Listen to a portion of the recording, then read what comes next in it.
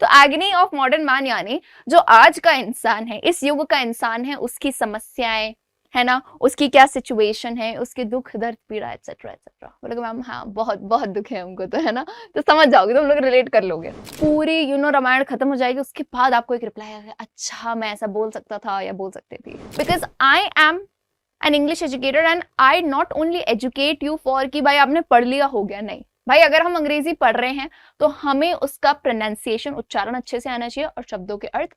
Hello students, English की class में हमको देख के कहीं आप चौंक तो नहीं गए कि क्या पंकज सर फिजिक्स छोड़ के अब इंग्लिश पढ़ाने आए हैं? ऐसा बिल्कुल नहीं है।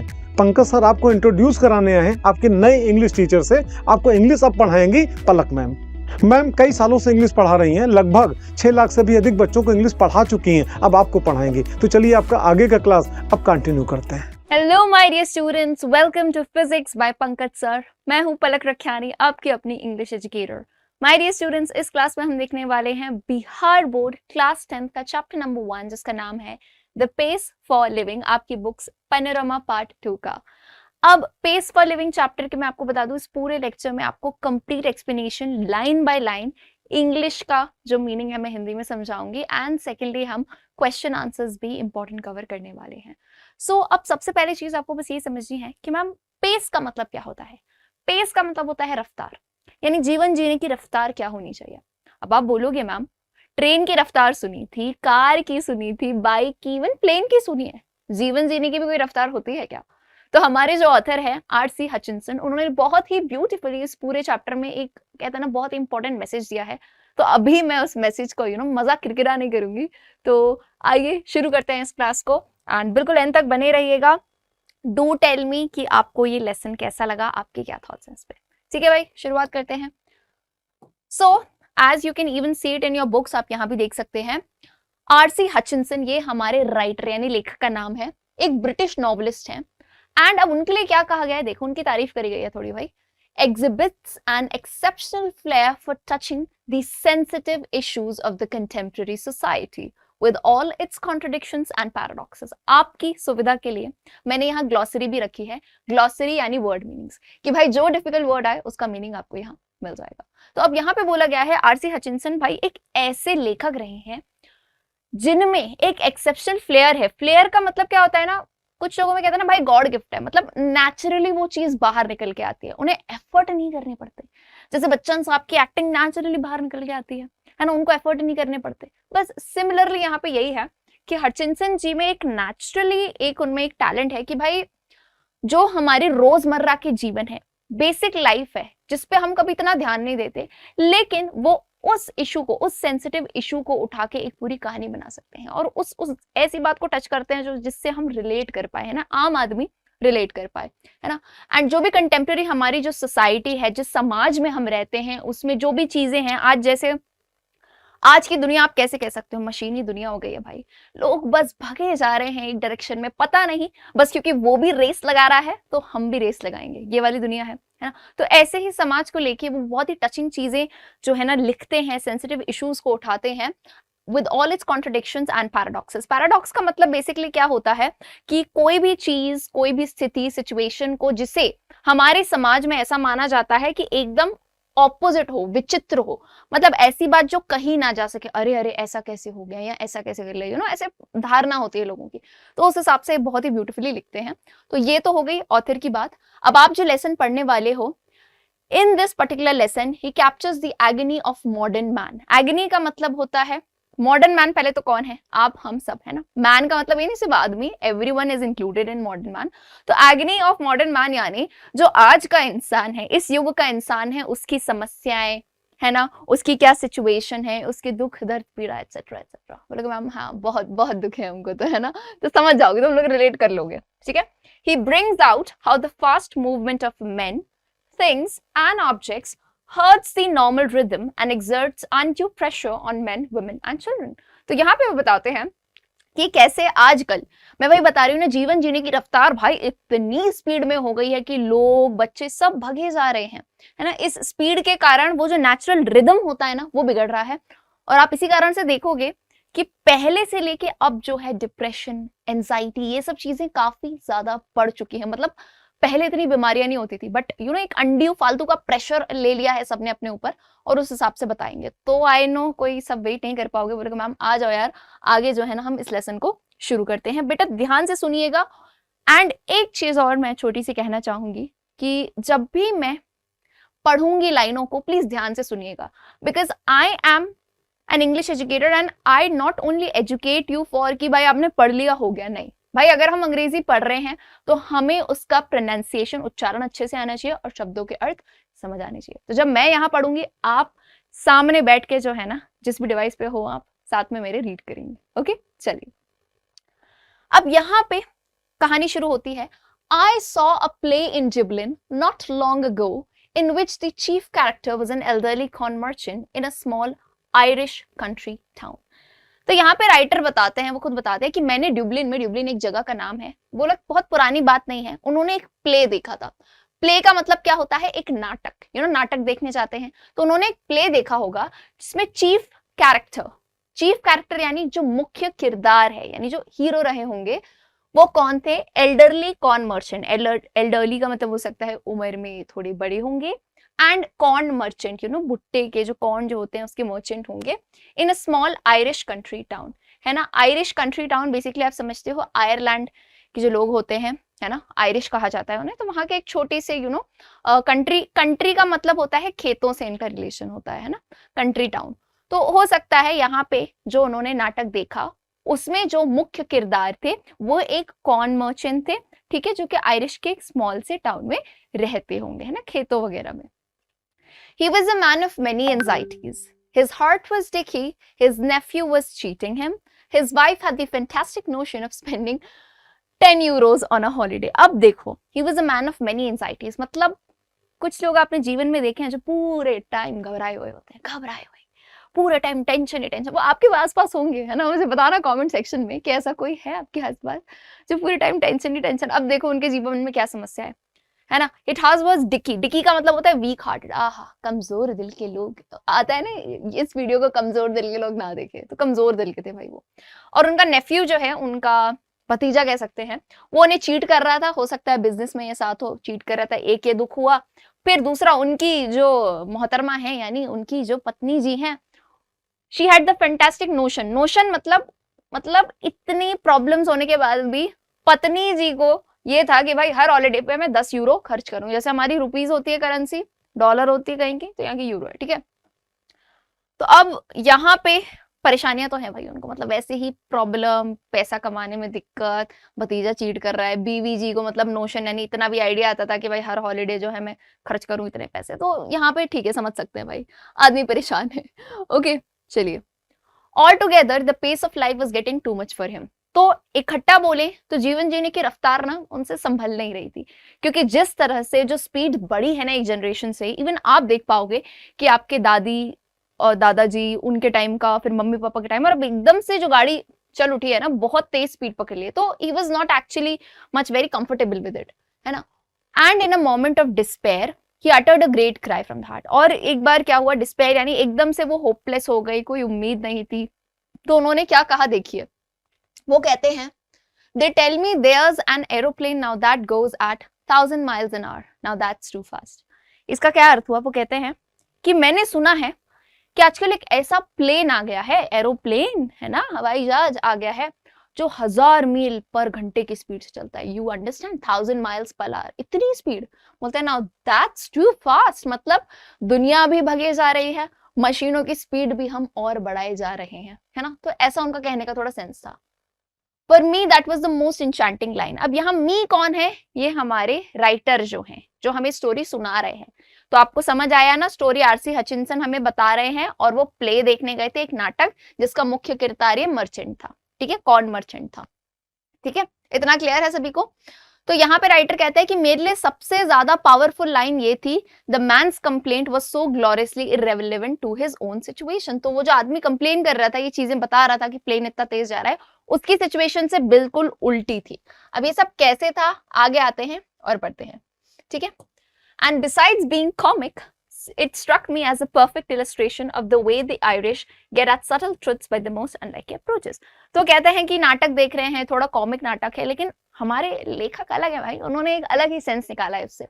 वो कहते हैं कि मेरे दिमाग में एक परफेक्ट इलस्ट्रेशन यानी उदाहरण के तौर पे आ गया कि ये जो आयरिश आदमी था, ये जिस तरह से बातें बता रहा था ना, बहुत ही अलग तरीके से, मतलब उसे जीवन जीने की रफ्तार उस बंदे से ना संभल नहीं रही थी। तो वो थोड़ी फनी वे में लेकिन एक डीप बात बताते हुए, देखा होगा ना आपने कि कॉमेडी कॉमेडी करते हुए कोई एक बहुत ही जीवन की मीनिंगफुल बात बता जाए। You saw what the old fool meant. Old fool यहाँ किसे कहा गया है बेटा? ओल्ड फूल उसी आयरिश कॉर्न मर्चेंट को कहा गया है। आप भूलेंगे नहीं है ना कि हमारे राइटर क्या देख रहे हैं, एक प्ले देख रहे हैं और इनकी बात कर रहे हैं। तो ओल्ड फूल यानी इस आयरिश मैन के लिए कहा गया है कि आप समझ गए ना कि उसका क्या अर्थ था, वो क्या कहना चाह रहा था। अब यहाँ पे लेखक कहते हैं ऐसी बात नहीं है कि मुझे रैपिड मूवमेंट से दिक्कत नहीं हो या ऐसा कुछ नहीं है ना। मतलब राइटर कहते हैं कि मुझे तेज रफ्तारें पसंद है ना, मुझे भी तेज रफ्तारें पसंद है, ऐसी बात नहीं है, आप ये मत समझो। अब वो कैसे कहते हैं देखना, बहुत ही फनी वे में कहा है, ध्यान से सुनना। I enjoy going in a car eight 90 miles an hour. ये हमारे लेखक हचिनसन कहते हैं कि मुझे पसंद है तेज रफ्तार भाई, मैं जब कार में जाता हूं और कितने 90 मील पर घंटे की स्पीड, समझते हो 90 की स्पीड से, so long as I am driving, है ना, और जब गाड़ी मैं चला रहा हूं तब मेरे को बहुत अच्छी लगती है स्पीड। और लास्ट वाली बात सुनना, और जब गाड़ी मेरी नहीं हो, 2 मिनट लगेंगे समझने में, 2 मिनट बस समझ जाओगे। मतलब तेज रफ्तार उन्हें कब पसंद है? 90 मील पर आवर की स्पीड से जा रहे हैं, खुद चला रहे हैं, लेकिन गाड़ी खुद की नहीं है, मतलब टेंशन खुद की ना हो। तो कितने फनी वे में कहा है, तेज रफ्तार तो पसंद है लेकिन जब तक जवाबदारी खुद की ना हो भाई, कुछ हो गए तो अपनी गाड़ी तो नहीं है ना, किसी और की ऐसा करके वो कहना चाह रहे हैं। ठीक है, तो देखो मैं बता रही हूँ इस स्टोरी में कुछ कुछ बातें गई हैं लेकिन फनी तरीके से। तो आपको ये नहीं ऐसे पढ़ के बैठना अरे पलक में हम बहुत काम की बात बताने वाले, ना ना ना, मजे वाली कहानी है, बिल्कुल अच्छे से सुनो, फन वे से सुनोगे, याद रहेगा, ये मेरी गारंटी है। ओके चलो आ जाओ। नाउ आगे राइटर कहते हैं I adore the machines that hurl you about a better C. Now ये पूरा पैराग्राफ है, अब इसमें आप बात सुनिएगा, जिस जगह पे ये यहाँ पे रहते हैं है ना, तो वहां के कुछ कुछ न्यूयॉर्क, लंदन, इन जगहों के नाम लिए गए हैं। हो सकता है आप एकदम रिलेट ना कर पाए, भाई हम हिंदुस्तान में रहते हैं, तो मैं आपको एक छोटी सी बात बताऊं। जैसे हिंदुस्तान में आप कहोगे कि भाई गंगा मैया में जाके डुबकी लगाना, या फिर तमिलनाडु जाना, वहां के मंदिर घूमना, है ना, राम मंदिर बना है वहां घूमना, या फिर गोवा के बीचेस पे जाना, समझ गए ना, समझ गए, ये सब चीजें हमको अगर करने को मिले पसंद है। कश्मीर जाना, है ना, हिमाचल प्रदेश में पहाड़ चढ़ना, तो आप ऐसे रिलेट कर सकते हो बस। अब क्योंकि ये राइटर ब्रिटिश के थे, ब्रिटेन के थे, तो उन्होंने वहां की जगहों के नाम दिए। तो कुछ बच्चे देख के घबरा जाते हैं, मैम बेटर सी क्या है? अरे घबराओ नहीं यार, जहां वो रहते हैं वहां की उन्होंने बढ़िया जगहों के नाम दिए हैं। I hope it is as simple. Okay, अब वो कहते हैं आई अडोर द मशीन्स, तो मुझे वो मशीनें बहुत पसंद है, ऐसी शिप्स, ऐसी कारें, ऐसी मशीन जो मुझे बेटर सी के वहां पे घुमा दे, मस्त, है ना, मस्त तेज स्पीड में घूमे हम, है ना, लंदन में डाइन करना, है ना, डिनर लंदन में करना, लंच न्यूयॉर्क में करना, ऐसा लगता है सबसे संतुष्ट एक्सपीरियंस है। तो मुझे रफ्तार पसंद है, ऐसी बात नहीं है कि सुबह तुम मुझे कहो कि जैसे फॉर एग्जाम्पल कि मैं लंदन में बढ़िया डिनर मैं जो रात में डिनर कर रहा हूँ लंदन में, अगले दिन मैं जा रहा हूँ बढ़िया न्यूयॉर्क में मैं लंच कर रहा हूँ, तब मुझे रफ्तार पसंद है, इस वे में तो पसंद है। I admit it excludes all the real pleasures. हाँ, बोलता है मैं ये मानता हूँ कि रियल प्लेजर्स चले जाते हैं ट्रैवल के। अब आप मेरी बात सुनो, आई डोंट नो आप में से किसी ने अगर एरोप्लेन में सफर किया हो, प्लेन में सफर करना या ट्रेन में सफर करना, ये आंसर मुझे कमेंट सेक्शन में चाहिए। आपको क्या पसंद आएगा? अगर आप प्लेन में गए भी नहीं हो, पर इमेजिन अगर कभी कर सकते हो, अगर नहीं गए हो तो, है ना, कि दोनों में से आपको क्या पसंद होगा। अगर आप पलक मैम से पूछोगे, मेरे दोनों एक्सपीरियंस में से I will always select train. अब मैं ट्रेन कब सिलेक्ट करूंगी? जब मेरे पास वक्त होगा, like I am very happy, I am fine, क्योंकि ट्रेन में क्या होता है ना, आप जर्नी एंजॉय करते हो, आप बाहर वादियों को देख रहे हो, आसपास नए लोग मिल रहे हैं, उनसे बातें कर रहे हो, फैमिली वालों के साथ मजे कर रहे हो, है ना, ये सब चीजें। अब प्लेन मैं कब प्रेफर करती हूँ यार? जब मुझे उस जगह पे अर्जेंटली पहुंचना हो, जैसे अभी मेरे को काम है कहीं, मुझे मान लो बैंगलोर जाना है, मुझे दिल्ली जाना है, मुझे काम से जाना है, तो तब मैं नहीं सोचूंगी मुझे ट्रेन का सफर एंजॉय करना है। तो ये होता है प्लेन वगैरह में जाने में, जो ट्रैवल एक्सपीरियंस आप कहते हो, नए लोगों से मिलना जुलना, है ना, जगह को एक्सप्लोर करना, देखना आसपास से, वो मिस हो जाता है। तो ये बात सही है बिल्कुल, है ना। हम डेस्टिनेशन तो पहुंच जाते हैं, लेकिन जर्नी इंजॉय नहीं कर पाते हैं, ये वाली बात है। ठीक है, तो वही ये कहते हैं कि the sort of fun you get जब आप एक कंट्री बस में बैठते हो स्पेन में, पूरा ड्रामा देखते हुए जाते हो, आसपास की दुनिया, लोग कैसे हैं, क्या क्या दुकानें हैं, क्या क्या कपड़े किस तरह के लोगों ने पहने हैं, तो ये सारी चीजें आप बहुत ही अच्छी तरीके से देख सकते हो। तो बहुत ब्यूटीफुली ये आई थिंक राइटर ने बताया है। आई होप आप सब मेरी इस बात से अग्री करेंगे। यस और नो? बिल्कुल। चलिए, क्लियर है? ओके, तो ये वर्ड्स के मीनिंग यहाँ पे दिए हैं, ठीक है। अडोर का मतलब होता है किसी चीज से बहुत ज्यादा प्रेम करना या किसी चीज को पसंद करना, एंड सुपरफिशियल मीन्स कि ऊपर ऊपर से कोई बात कहना, ऊपर ऊपर वाला, सुपरफिशियल, ठीक है। चलिए नेक्स्ट आते हैं।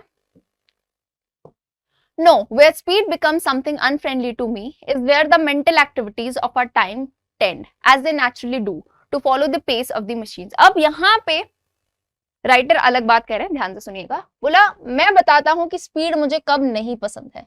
स्पीड मुझे तब नहीं पसंद है जब मेरी मेंटल एक्टिविटीज जिस नेचुरल स्टेट में चल रही है, यानी मेरे दिमाग जो नेचुरल शक्ति से सोच रहा है, उसकी अगर तुम रफ्तार बढ़ा दो, क्योंकि तब मुझे रफ्तार नहीं पसंद। अब जैसे वो यहाँ पे बहुत सारे एग्जाम्पल देते हैं कि आपको कोई कहानी सुना रहा है या कोई कुछ बात बता रहा है, तो अब आप चाहोगे कि वो बात जल्दी समझ जाए, लेकिन सामने वाला है स्लो थिंकर, है ना, उसको धीरे धीरे एक एक डेटा समझ आता है। तो राइटर वही कहता है भाई कि यहाँ पे मैं स्लो थिंकर हूं। कहते हैं I speak with prejudice because I belong to the tribe of slow thinkers, है ना। किसके समाज के हैं वो? स्लो थिंकर, जो धीरे सोचते हैं। वो एक बोलता है ना एक शब्द कि ट्यूबलाइट है भाई, अपने दोस्त होता है ना कि जिसकी बत्ती थोड़ी देर बाद जलती है, तो बस ये कहता है मैं उन ट्राइब में से बिलोंग करता हूँ। सोचो इतने बड़े राइटर रह चुके हैं आर.सी. हचिंसन, जिनकी आज हम कहानी पढ़ रहे हैं, लेकिन वो खुद को कहते हैं कि भाई मैं स्लो थिंकर हूँ, है ना।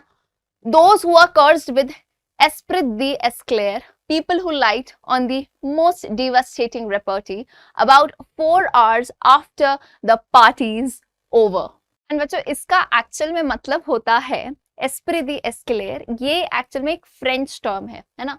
अब फ्रेंच टर्म है, इसका एक बहुत ही इंटरेस्टिंग मीनिंग है, जिसका मतलब होता है wit of the staircase. It means wit of the staircase. मतलब क्या हुआ कि जब आप कोई मोमेंट पास हो गए, कोई मोमेंट है ना, आपको वहां पे कोई रिप्लाई करना है, लेकिन वो वक्त गुजर जाए, उसके बाद आप एक परफेक्ट रिप्लाई सोच पाते हो। ऐसा बहुत लोगों के साथ होता है ना, कि कोई आपको कुछ बोल के चला गया, पूरी रामायण खत्म हो जाएगी, उसके बाद आपको एक रिप्लाई आएगा, अच्छा मैं ऐसा बोल सकता था या बोल सकती थी। सो ऐसा इंसान जिसको बहुत देर बाद, मतलब पार्टी खत्म हो गई, 4 घंटे बाद चीजें समझ आएगी, अच्छा ऐसा था या ऐसा बोलना था। सो यही वाली चीज है, ठीक है। तो यहाँ पे बहुत ही ब्यूटीफुली राइटर ने बताई है ये चीज, ठीक है, कि वो स्लो थिंकर्स की कम्युनिटी से आते हैं। यहाँ से काफी सारे क्वेश्चंस बनते हैं, ध्यान रखिएगा। चलिए, कहते हैं I am of those who are guaranteed to get the lowest marks in any intelligence test. कहते हैं ये इतने बड़े राइटर कह रहे हैं कि कोई भी इंटेलिजेंस टेस्ट होगा ना अगर दिमाग का, तो कहेंगे मेरे को सबसे कम मार्क्स आएंगे। अब ऐसा क्यों? क्योंकि ये जितने भी टेस्ट होते हैं, let's say for example if you are talking about IQ test also, है ना, तो बोलते हैं जितने भी टेस्ट है ना, बोला मैंने देखा है, मैंने बहुत टेस्ट देखे हैं, और वो कहते हैं ज्यादातर टेस्ट आपके दिमाग की रफ्तार, स्पीड को टेस्ट करते हैं। और कहते हैं मैं क्या ठहरा? मैं ठहरा स्लो थिंकर। तो अगर ये स्पीड टेस्ट करेंगे उसमें तो आना है, मैं पीछे ही आऊंगा, लोएस्ट मार्क्स आएंगे मेरे। कहते हैं हाँ कि हम स्लो थिंकर्स क्या है भाई, हम तो टेरिबली हैंडीकैप्ड है ना। ये तो हैंडीकैप वाली ही चीज हो गई है ना, विकलांगता हो गई ये तो एक। In the business of getting a living. किस चीज में विकलांग है? इन द बिजनेस ऑफ, किसमें? Getting a living. बेटे लिविंग का मतलब होता है जीवन जीना, रोजमर्रा की जीवन के लिए, पैसा कमाने के लिए हम पीछे रह जाते हैं बाकी लोगों से। But what I am thinking about just now is not so much the practical use of one's mind as its use for enjoyment. तो वो कहता है पर ऐसी बात नहीं है कि जो मैं अभी कहना चाह रहा हूं, इट्स नॉट लाइक इतना नहीं है कि एक इंसान का इतना प्रैक्टिकल यूज हो एंजॉयमेंट के लिए। बोलो उसमें भी, मूवी भी जब ये देखते हैं ना, तब भी इनको बड़ा कंफ्यूजन होता है। देखना अभी तो बहुत इंटरेस्टिंग कहानी आगे। एक एग्जाम्पल देते हैं, बताते हैं, उदाहरण देते हैं कि जब भी मैं सिनेमा जाता हूं तो मैं एक होपलेस फॉग कैसे होता है भाई, है ना, ओस छा जाती है, बिल्कुल धुंधला धुंधला दिखने लगता है। बोलते हैं मैं ऐसा लगता है कि बादल छा गए हैं काले। कैसे? कहते हैं मुझे 2-3 मिनट बाद अपनी वाइफ को मुड़ के देखना पड़ता है फॉर इनलाइटमेंट यानी कि भाई मुझे ज्ञान दो, बताओ चल क्या रहा है ये मूवी में, है ना। आई विस्पर, कहते हैं मैं धीरे से कहता हूँ, क्या ये वही लड़की है जो शुरू में देखी थी? मतलब एक मूवी देख रहे हैं, अलग अलग एक्ट्रेस आ रहे हैं, कहते हैं ये वही एक्ट्रेस है ना जो हमने शुरू में देखी थी। तो वो कहती है नहीं नहीं, मूवी में 3 लड़कियां हैं, है ना। एक टॉल ब्लॉन्ड, ब्लॉन्ड वो होती है जिनके कलर्ड हेयर होते हैं, यूजुअली नीली आंखें कलर की। तो कहती है एक लंबी ब्लॉन्ड लड़की है ना, एक छोटी ब्लॉन्ड लड़की है और एक मीडियम साइज ब्रूनेट, यानी जिसके काले बाल हैं, ठीक है। तो यहाँ पे वो उसको बताती है देखो 3 लड़कियां हैं, है ना, तुम कंफ्यूज हो रहे हो, पूरे मूवी में 3 लड़कियां हैं, ठीक है। अब यहाँ पे वो कैसे सिखाती है उन्हें, कहती है कॉल देम ABC, कि तीनों लड़की को A, B और C कंसिडर करो। फिर कहते हैं हीरो वो आदमी है जो अपनी हैट उतारता है और अंदर आता है, हीरो की एंट्री जैसे, है ना। और वो इन तीनों लड़कियों से प्यार करता है, कौन से फॉर्मेट में, पहले B वाली लड़की से प्यार करेगा, फिर C से, फिर A से, है ना। And so it proves to be. So यहाँ पे राइटर यही कहते हैं कि देखो मूवी समझने के लिए भी आपको अपने दिमाग को ऐसे ट्रेन करना पड़ता है हाई गियर में, है ना। And as a matter of fact it can work in other gears just as well. तो कहते हैं वही है कि अलग अलग गियर्स में जो है दिमाग का, जैसे गाड़ी को गियर डालते हैं ना अपन, फर्स्ट सेकंड थर्ड फोर्थ, वैसे स्पीड बढ़ाती है। तो वैसे ही कहते हैं दिमाग का भी RPM होता है, अलग अलग गियर्स होते हैं कि आप उस गियर में अपनी दिमाग की गाड़ी को चला सकते हो, ठीक है। अब यहाँ कहते हैं बट माई पॉइंट इज कि जितने भी उनके फेलो पेशेंट्स हैं सिनेमा में, do think fast enough to keep up comfortably with rapid changes of scene and action. अब बहुत फनी बात लगेगी, इन्होंने पेशेंस कहा है यहाँ पे।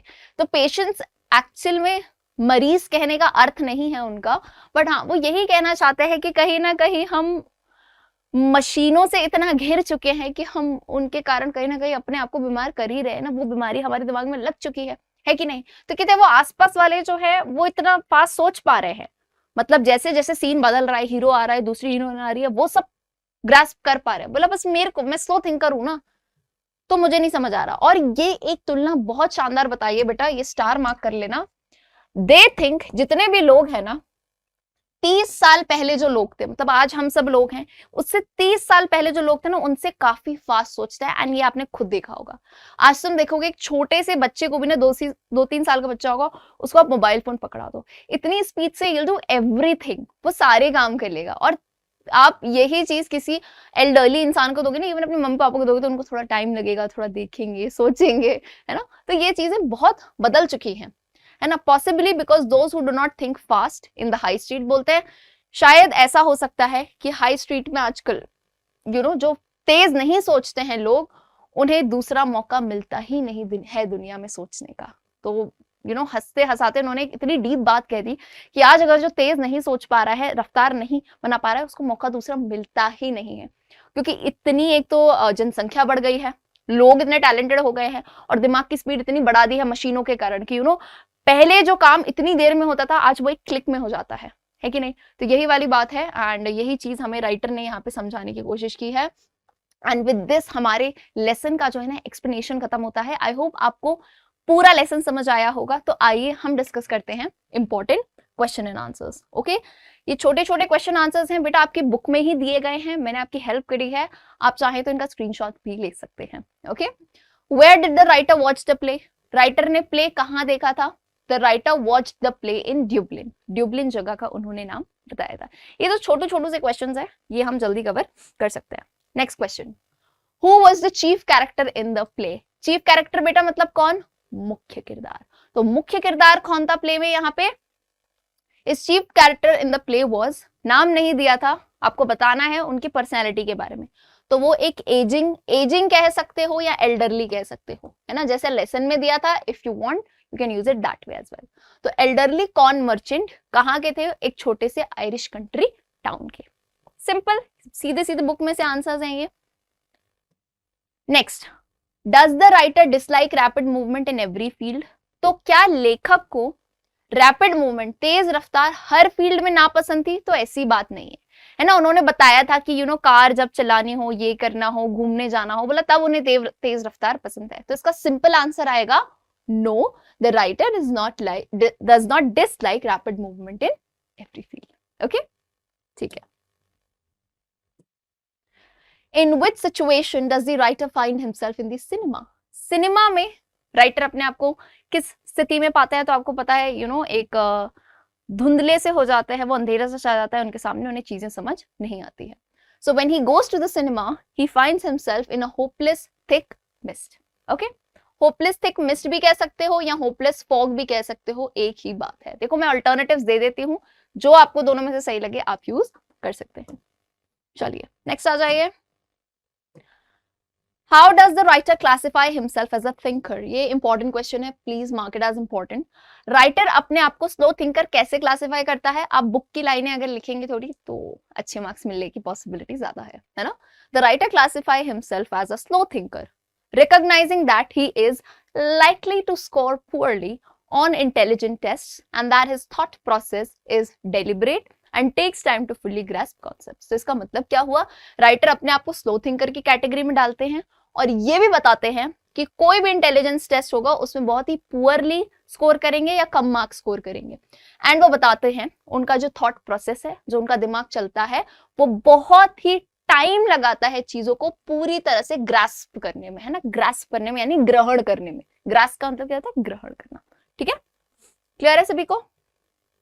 चलिए मैं थोड़ा साइड हो जाती हूँ बीच बीच में, so that if you want you can take screenshot. अब आते हैं बहुत ही इंपॉर्टेंट लॉन्ग आंसर क्वेश्चन, जिसमें काफी बच्चे इंग्लिश में परेशान होते हैं, लेकिन परेशान नहीं होइए, बहुत ही इजी तरीके से आंसर यहाँ पे लिखे गए हैं। एंड अगर आपको कोई भी डाउट आता है, feel free to ask in the comment section. Okay, write a few sentences about the elderly corn merchant.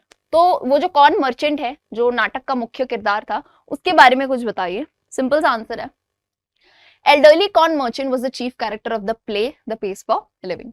He was from a small Irish town, है ना, और उसे मॉडर्न एज ज्यादा पसंद नहीं थी क्योंकि जीवन की रफ्तार उनके लिए बहुत ज्यादा तेज हो रही थी। ठीक है, the other reasons of his despair, despair यानी होपलेसनेस या दुख के, और दूसरे रीजंस क्या थे कि एक तो उनका हार्ट डिकी था। डिकी मतलब क्या होता है? वीक हार्टेड, कमजोर दिल के थे। और एक जगह तो उनके नेफ्यू, है ना, उनको चीट कर रहा था, है ना, उनको चीट कर रहा था उनका भतीजा। And his wife who had the fantastic notion, this is the exact line जो हमने बुक की लिखी है और अच्छे मार्क्स मिल सकते हैं आपको इसलिए, end of spending 10 euros on a holiday. In short, अगर विस्तार में कहा जाए, he was not happy with his life, संक्षिप्त में कहा जाए, है ना, he was not happy with his life besides his dicky heart for his nephew। ठीक है, क्लियर है बिल्कुल सभी को? All good. चलिए नेक्स्ट आते हैं question number 2। They tell me there is an aeroplane now that goes at 1000 miles an hour. Now that's too fast. What light does the remark of the corn merchant throw on the past life today? तो यही है, aeroplane वाली बात बताई है और आपको बताना है कि इस पर्टिकुलर लाइन से तेज रफ्तार के बारे में जीवन का क्या पता चलता है। तो हम ये बता सकते हैं कि ये जो दी गई स्टेटमेंट है वो पेस ऑफ लाइफ, आज की जीवन की रफ्तार के बारे में बताया जा रहा है ना। साइंस ने, अब जैसे हम साइंस का एग्जांपल यहाँ ले सकते हैं, ठीक है, full of action, fast movement हो गई है। तो जो कॉर्न मर्चेंट के सेंटिमेंट्स है, जो भावनाएं हैं, वो यही बताती हैं कि इंसान के जीवन में ट्रिमेंडस यानी कितना भयंकर बदलाव आ चुका है पहले से, है ना, कि आज लोग तभी अच्छा कमा पा रहे हैं, है ना, जब वो तेज रफ्तार में हो, लेकिन कमा तो पा रहे हैं लेकिन उनको खर्च करने का सही से उस पैसे को टाइम नहीं है। कमा रहे हैं, आ रहे हैं, जा रहे हैं, मतलब उस चीज को जी नहीं पा रहे हैं। आप समझ लो डिफरेंस, सब चल तो रहा है लेकिन सब दौड़ रहे हैं, जी नहीं पा रहे हैं अच्छे से उन चीजों को। It seems that today's life has become like a machine, कि आज का जीवन एक मशीन के जैसे बन चुका है। तो आंसर आप एंड कैसे कर सकते हो? डज यूज कर सकते हो, देयरफॉर। ये मैं आपको कुछ वर्ड्स बता रही हूँ बेटा, कि जब भी आपको लॉन्ग आंसर एंड करना हो, so you can use these words, you can use does, therefore, hence. ठीक है, अपने आंसर का अंत आप ऐसे ला सकते हैं। ठीक है, चलिए आ जाओ next, we'll move on question number 3। ये थोड़ा लेंदी है पर ध्यान दीजिएगा। What sort of excitement do we have today which our ancestors lack? Is it an advantage or disadvantage? ये क्वेश्चन आपको खुद से भी थोड़ा आंसर करना चाहिए कि ये जो एक्साइटमेंट आज के हमारे जीवन में है, जो हमारे एंसेस्टर्स लैक करते थे चीजों के लिए, जो हमारे पूर्वज थे, तो क्या ये हमारे लिए एक अच्छी बात है या हमारे लिए बुरी बात है? तो भाई दोनों चीजें हैं। देखो कि जो लाइफस्टाइल आज हो गई है बहुत ही तेज है, कार्स हो गए, मतलब पहले इतना जहां सोच समझ के जाना पड़ता था, आज 2 मिनट में आप पहुंच जाते हो प्लेन से, ट्रेन हो गई, कार हो गई, ये सारी चीजों में हमारा टाइम काफी बच जा रहा है ना। तो फास्ट ट्रैवलिंग वाला एक्सपीरियंस हमारे पूर्वज नहीं जी पाए, बहुत मजा आता है इसमें। एक एडवांटेज तो है, लेकिन हमारे लिए क्या डिसएडवांटेज है कि हमें असली जो मजा है ट्रैवलिंग का, जो मैंने पहले डिस्कस किया था, वो नहीं आ पाता है कि नहीं। ट्रैवलिंग में जैसे आप लोगों से मिलते हो, जुलते हो, थोड़ा कनेक्ट करते हो, वो सारी चीजें हम कहीं ना कहीं मिस कर रहे हैं। ठीक है, क्लियर है? तो इसी हिसाब से हमने पूरे आंसर को यहाँ पे कोट किया है। It saves so much time, but sometimes it becomes unfriendly when the mental activities are directed in a particular direction to follow the pace of machine. So वही है कि दिक्कत कब आती है, जब हम अपने दिमाग को मशीन की तरह दौड़ाने में लगता है। तो वो एक नेचुरल होता है ना, बोलते हैं कुदरत है ना, जो चीजें व्यवस्थित होती है कुदरत द्वारा, अगर हम उसमें छेड़छाड़ करते हैं तो फिर चीजें दिक्कत करना चालू करती है। तो हम इस आंसर को, बेटा कोई भी आंसर लिखना हो ना, बैलेंस में लिखा करो कभी भी, कि हम बता सकते हैं कि इस तेज रफ्तार के एडवांटेज भी हैं और डिसएडवांटेज भी हैं। ओके, ऑलराइट, चलिए question 4, who are taken to be slow thinkers? Slow thinkers किन्हें कहा जाता है, and how are the slow thinkers handicapped today? और आज के टाइम में वो हैंडीकैप्ड क्यों है? तो वी हैव ऑलरेडी डिस्कस्ड, वो लोग जिनकी मेंटल एक्टिविटीज जीवन जीने की रफ्तार को फॉलो नहीं कर पाती है, उन्हें हम स्लो थिंकर कहते हैं, है ना। उन्हें बड़ी दिक्कत आती है जीवन जीने में, to get a living, to earn money, because वो एडजस्ट नहीं कर पाते हैं उस स्पीड के साथ, है ना। और बहुत ज्यादा चेंज आया है लाइफस्टाइल में, साइंस टेक्नोलॉजी की वजह से, पहले से चीजें काफी ज्यादा फास्ट हो गई हैं। सो हम ये ऐसे कह सकते हैं कि स्लो थिंकर्स थोड़े हैंडीकैप हो गए in getting the business of of getting a living. ठीक है, क्लियर है? सेम चीजें हैं जो हमने पढ़ी है, बस आपको उसे ब्यूटीफुली बच्चों मेरे आंसर में पुट करना है। ठीक है, चलिए नेक्स्ट सवाल, What enlightenment does the writer seek from his wife? What does it suggest about the plight of the modern man? तो ये पूरा सिनेमा वाला सीन आपको समझाना है ना, कि जब राइटर सिनेमा देखने जाता है तो उसे अपनी वाइफ को मुड़ के देखना पड़ता है कि भाई अलग अलग फीमेल जो एक्ट्रेस थी उसमें कौन सी क्या थी, उसे सेम लगती थी, सीन समझ नहीं आता था, तो ये सारी चीजें बताई गई है कि राइटर एक स्लो थिंकर है ना। और सिनेमा में क्या हुआ था, 3 एक्ट्रेसेस थी, तो वो तीनों में कंफ्यूज हो गया था, तो फिर उनकी वाइफ ने उन्हें बताया था कैसे आप ABC करके उन्हें कह सकते हो। तो ये चीजें बताती है प्लाइट। प्लाइट का मतलब होता है बेटा सिचुएशन, स्थिति, PLIGHT, है ना, कि मॉडर्न मैन की स्थिति आज क्या हो चुकी है। तो पहला चीज तो ये बताता है उस आदमी की मेंटल एबिलिटी जो डिफरेंस नहीं निकाल पा रहा है, क्या सही है क्या गलत है, कौन सा सीन करेक्ट है, जीवन की रियलिटी को समझ नहीं पा रहा है, एक्सेप्ट नहीं कर पा रहा है। सेकेंडली ये क्या बताती है, plight of the modern society, हमारे मॉडर्न समाज की भी तो स्थिति बताती है कि अभी जो है ना हम सिर्फ भगे जा रहे हैं सक्सेस के पीछे, पैसा कमाना है, ये करना है, लेकिन एक्चुअल ऑब्जेक्टिव ही नहीं समझ रहे। अरे दुनिया में आए हैं, उसका उद्देश्य क्या है वही नहीं समझ पा रहे कितने सारे लोग हमारे समाज में, है कि नहीं। और ये चीजें हम अपने आने वाली पीढ़ियों को भी ना सिखा पा रहे हैं, है ना, ये वाली चीजें हो चुकी हैं। एंड थर्डली तीसरी चीज क्या बताता है कि इंटेलिजेंट लोग जो हैं उनमें बड़ी ही तेज थिंकिंग होने लगी है। The pace for living will enable to achieve business to earn a living, लेकिन माइंड का एक प्रैक्टिकल यूज देखो, कंटेंटमेंट का मतलब होता है संतुष्टि, पैसा तो कमा लोगे लेकिन जीवन में एक चीज सुनना, पैसे से संतुष्टि नहीं है, संतुष्टि आपके अंदर ही है, क्योंकि आप बहुत ऐसे लोग देखोगे जो बहुत ज्यादा कमा रहे हैं लेकिन वो संतुष्ट नहीं होते, है ना। तो पैसे और संतुष्टि का ऐसा कोई रिलेशन नहीं होता है, एंड यही 3 मेन चीजें इस आंसर में हमें पता चलती है। ओके, बहुत ही तीनों इंपॉर्टेंट पॉइंट्स है, आई होप सभी को समझ आए होंगे। चलिए आते हैं हमारे लास्ट क्वेश्चन पे, जो कि हमेशा से इंपॉर्टेंट क्वेश्चन रहा है, स्पेशली बिहार बोर्ड के लिए, जो कि मैंने क्वेश्चंस में पैटर्न ऑब्जर्व करे हैं। समरी पूछी जाती है भाई, तो समरी लिखने आपको आनी चाहिए। Summarise the central idea of this essay. Central idea यानी चाहे सेंट्रल आइडिया आए, सेंट्रल थीम आए, समरी आए, एक ही टाइप का आंसर है कि आपको संक्षिप्त में चीजें बतानी है। तो आप बता सकते हो the essay the pace for living illustrates the characteristics of modern man. There are certain sarcastic remarks, sarcastic यानी हंसियों वाले कॉमिक वाले रिमार्क्स हैं कि मॉडर्न मैन की लाइफस्टाइल कैसे रही है। R.C. हचिंसन जो लेखक है, इन दिस एसे, इस एसे में उन्होंने बहुत ही अच्छे से बताया है मॉडर्न मैन की सिचुएशन, क्या उसकी स्थिति है। उन्होंने इस चीज पे भी प्रकाश डाला है कि कैसे पेसी लाइफ, तेज भरा जीवन हो गया है आज के टाइम का, एंड बहुत ही अच्छे तरीके से उन्होंने दोनों चीजों के एडवांटेजेस और डिसएडवांटेजेस शेयर किए हैं। ठीक है, जो फास्ट थिंकर्स होते हैं उन्हें अपॉर्चुनिटी मिल जाती है जीवन जीने की, लेकिन स्लो थिंकर्स कहीं ना कहीं उस चीज का वहां तक पहुंच नहीं पाते हैं। लेकिन फास्ट थिंकर्स के पास ये बेनिफिट है कि वो जी पाएंगे लेकिन एंजॉय नहीं कर पाएंगे। तो ये सारी चीजों का एक बैलेंस बना के हम समरी में लिख सकते हैं। Okay, so I very well, hope कि आपको ये लेसन बहुत अच्छे से समझ आया होगा। बच्चों, अगर लेसन अच्छा लगा, क्लास अच्छी लगी, तो वीडियो को लाइक ज़रूर करें, सेशन बहुत ज़्यादा शेयर करें एंड कमेंट सेक्शन में जो मैंने आपसे क्वेश्चन पूछे हैं उनके आंसर बताइए। So this is Palak Rikhani signing off for today. मिलते हैं हम हमारी अगली क्लास में, तब तक के लिए गुड बाय एवरीवन।